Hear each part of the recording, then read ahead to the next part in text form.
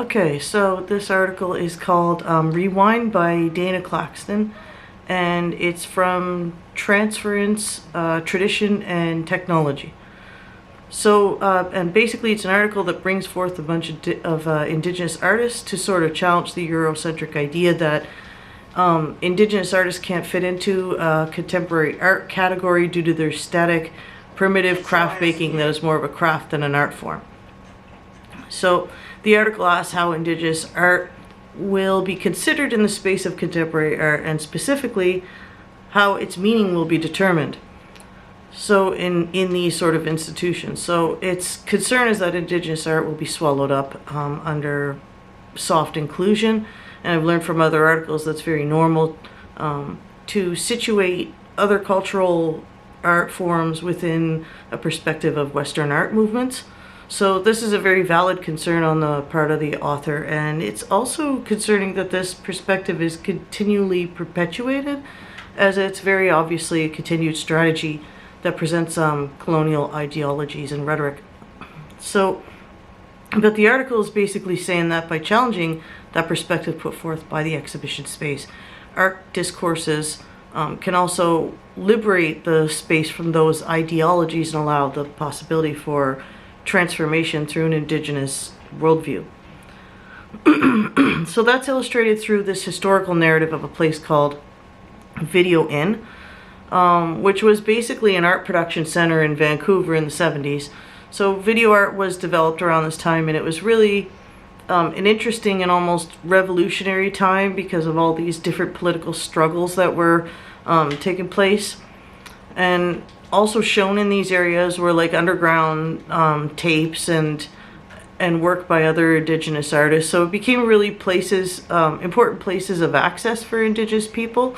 And as the space grew, the interest did as well. So a lot of places came out of it, and even the National Film Board of Canada was like recruiting people from there. So, so this was an inspirational place that became its own community.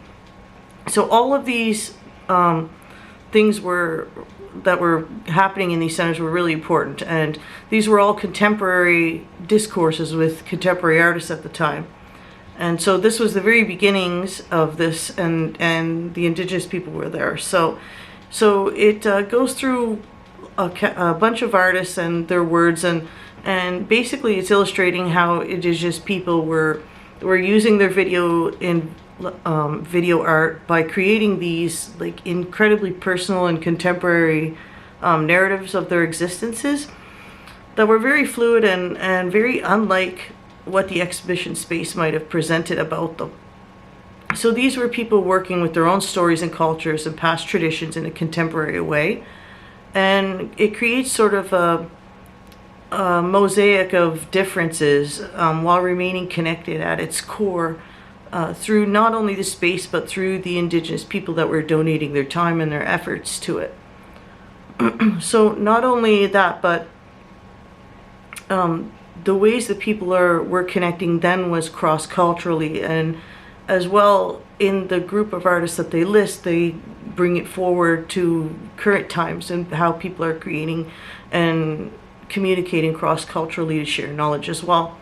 So methods of information transfer were enabled through these sort of spaces from an Indigenous perspective, articulation, and experience. So there's probably one part of this article that I likely wouldn't agree with, and it's not really, I don't really know if it's the point that the author was making or if it was just the words themselves, but it was a description under Confirmation of My Sins on page 8, where Longboy incorporates footage of a video where foster children learn about making headdresses, and it refers to learning about Indigenous culture through commercial products such as these.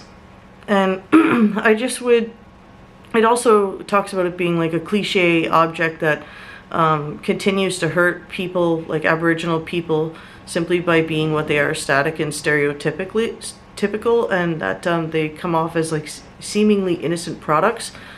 So I would argue that point of it being a commercial cliche object, I wouldn't accept that as being a commercial object. So I think when it's accepted through that label, it's almost it almost makes it become that sort of object, and that label is what it becomes. So I would be more careful about clarifying the significance here, and I don't think that they're static or stereotypical, and I think that that's a highly influenced Eurocentric statement to make. So I think I would likely offer this author Jessica Metcalf's video called Native American Culture and Fashion, and it's on the Fashion and Race database on the internet, where she gives a brief overview about the importance and significance of the headdress as cultural regalia rather than a commercial product. So anyway, the point is that all of these different stories that are being told, they actually critique these sort of Eurocentric notions of what is an authentic Native person or experience. So, and with that comes lots of experiences, personal experiences that are painful, and things that address abuse and colonization, things like that. So, and also deeply personal and even spiritual journeys. So, but here were Indigenous people right from the very beginning in these contemporary ways, expressing themselves while remaining true to their past, or keeping one hand in the past and also one in the future. So they, in that sense, I think that they deserve recognition in the contemporary sense, at least. So I think that argument should be done. So, and that's my first article review, and I'll send you another one here.